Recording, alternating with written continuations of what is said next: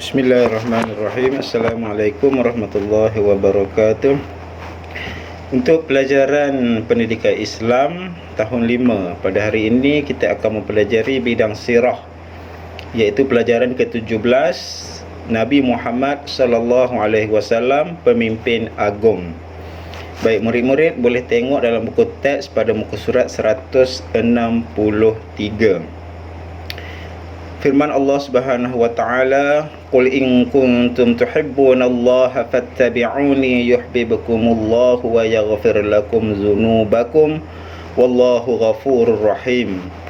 Maksudnya, katakanlah wahai Muhammad, jika benar kamu mengasihi Allah, maka ikutilah daku, nescaya Allah mengasihi kamu serta mengampunkan dosa-dosa kamu, dan ingatlah Allah Maha Pengampun lagi Maha Mengasihani. Baik, Nabi Muhammad sallallahu alaihi wasallam merupakan seorang pemimpin yang agung. Baik, sekarang kita akan tengok macam mana Nabi Muhammad sallallahu alaihi wasallam sebagai seorang pemimpin. Baik, yang pertama kita tengok dulu kepribadian Nabi Muhammad sallallahu alaihi wasallam, iaitu pada muka surat 164 dalam buku teks. Yang pertama, Nabi sallallahu alaihi wasallam mempunyai hubungan yang rapat dengan Allah Azza wa Jalla. Dan Nabi sallallahu alaihi wasallam sentiasa mentaati perintah dan menjauhi larangan Allah Subhanahu wa taala. Yang mana kita tahu Nabi sallallahu alaihi wasallam ini bersifat dengan sifat maksum, iaitu tidak ada dosa. Kita manusia biasa semua tidak terlepas daripada melakukan dosa. Okey. Yang seterusnya, Nabi Muhammad sallallahu alaihi wasallam sentiasa melaksanakan ibadah fardu.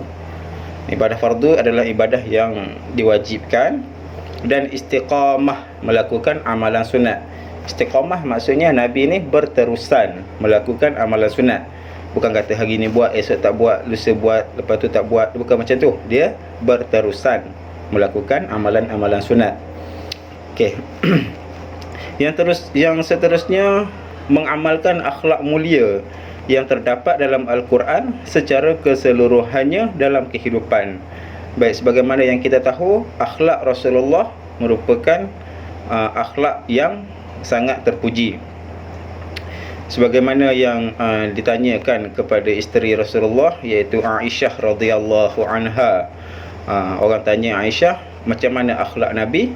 Maka Aisyah menjawab, akhlak Nabi Muhammad sallallahu alaihi wasallam adalah Al-Quran.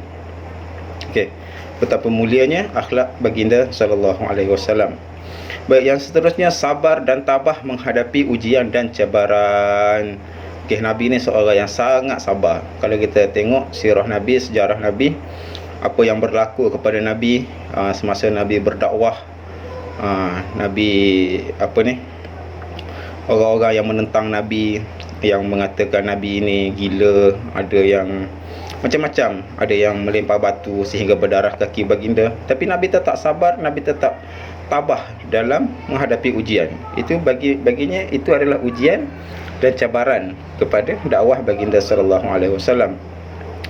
Okey, yang seterusnya, Nabi sallallahu alaihi wasallam sangat menyayangi dan mengasihi umatnya. Nabi sangat sayang kepada kita. Jadi kita wajib untuk sayang kepada Nabi lebih daripada kita sayang kepada sesiapa pun. Hatta mak ayah kita pun kita mesti sayang Nabi dulu nombor 1, mak ayah dah jatuh nombor 2. Okey, itu adalah kepribadian Nabi Muhammad sallallahu alaihi wasallam.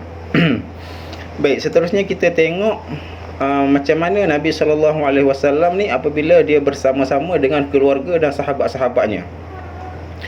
Okey, yang pertama, anak yang soleh, okey, yang baik, selalu mendoakan kedua ibu bapa. Kedua, sentiasa menghormati dan menjaga hubungan silaturahim. Okey, Nabi sangat menjaga hubungan silaturahim. Yang seterusnya, mengasihi isteri dan anak-anak serta sentiasa membantu dalam urusan rumah tangga. Okey, jadi Nabi walaupun sibuk berdakwah, dia tidak mengabaikan keluarga dia, tidak mengabaikan isteri dan anak-anak dia. Okey, dia sentiasa membantu urusan dalam rumah tangga. Seterusnya, bapa yang bertanggungjawab dan sentiasa mendidik anak dengan kasih sayang. Okey.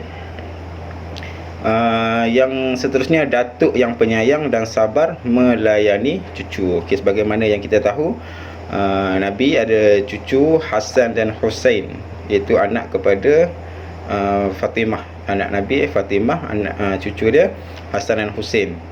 Okey, itu adalah cucu Nabi. Macam mana Nabi melayani cucu dia dengan penuh kasih sayang. Memanggil sahabat dengan gelaran yang baik. Nabi dia panggil sahabat, dia guna gelaran-gelaran yang baik. Dia tak panggil lah dengan gelaran-gelaran yang sahabat tak suka. Memang dia panggil dengan gelaran yang baik. Meluangkan masa bersama-sama keluarga dan sahabat dengan perkara yang berfaedah. Okey, itu macam mana sifat kepimpinan Nabi apabila Nabi bersama dengan keluarga dan sahabat-sahabatnya. Okey, apabila Nabi SAW sebagai pemimpin negara, apa yang Nabi buat?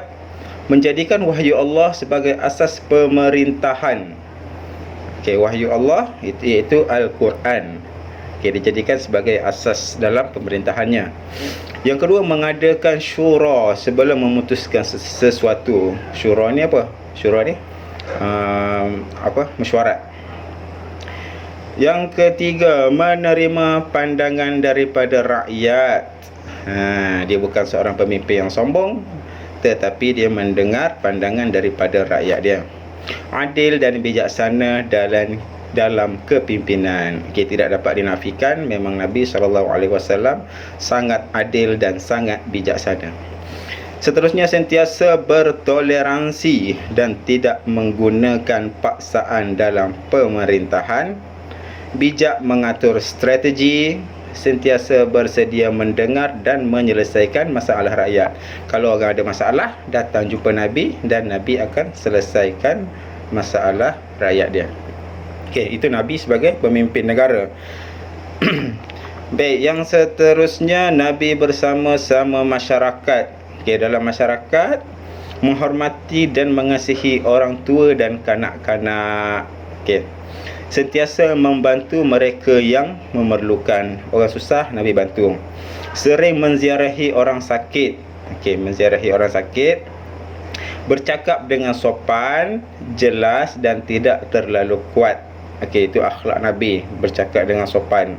Sentiasa menahan marah dan memaafkan orang lain. Nabi ni bukan seorang yang suka marah, dan Nabi senang untuk memaafkan orang lain.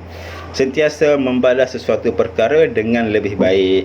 Kalau orang bagi satu-satu benda, Nabi akan balas dengan yang lebih baik daripada apa yang orang bagi. Seorang yang sangat dermawan. Okey, jadi Nabi ini bukanlah seorang yang kedekut. Nabi sangat dermawan. Okey, itu ada beberapa yang kita dah tengok tadi, bagaimana sifat kepimpinan Nabi apabila bersama keluarga dan sahabat, apabila sebagai pemimpin negara, dan apabila bersama-sama di dalam masyarakat. Okey. Baik, jadi seterusnya saya nak minta awak buat dalam buku tulis, awak buat peta minda. Okey, peta minda macam ni. Maksudnya awak akan buat 4 peta minda. Okey, sebab tadi ada 4 tajuk kecil, jadi 4 peta minda. Yang pertama, kepribadian Nabi Muhammad. Awak tulis kat tengah-tengah tu kepribadian Nabi Muhammad SAW. Dan yang kat tepi-tepi tu, itu awak masukkan poin-poin dia. Okey, biasa kita buat peta minda kan. Jadi yang kedua, Nabi Muhammad SAW bersama-sama keluarga dan sahabat. Ini peta minda yang lain, dan masukkan poin-poin dia. Okey, seterusnya Nabi Muhammad SAW sebagai pemimpin negara, yang ditulis kat tengah, dan poin-poin dia masukkan yang dekat tepi-tepi tu. Dan yang keempat, Nabi Muhammad bersama-sama masyarakat, sama juga, masukkan di tengah, dan poin-poin dia tu masukkan di tepi-tepi. Okey, itu sahaja apa yang awak perlu buat. Sekian, terima kasih.